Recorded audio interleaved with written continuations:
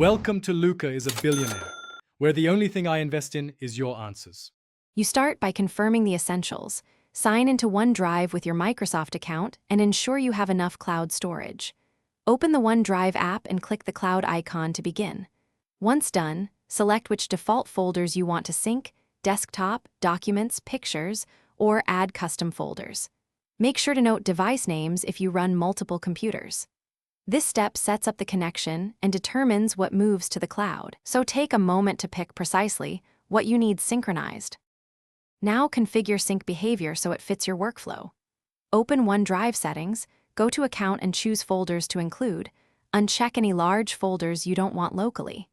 Enable Files on Demand to keep placeholders and save disk space while still accessing files instantly. Next, set upload and download limits under Network if you have bandwidth constraints and prefer syncing only on metered or Wi-Fi connections. Doing this avoids surprises and keeps sync efficient across different network conditions. Finish by confirming everything synced.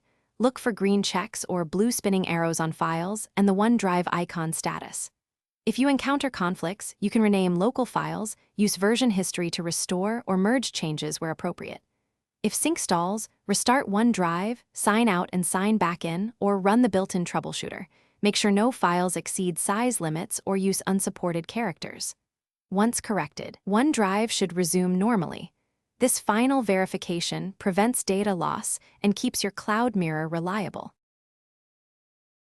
Thanks for watching and please subscribe. It's the best investment you'll ever make.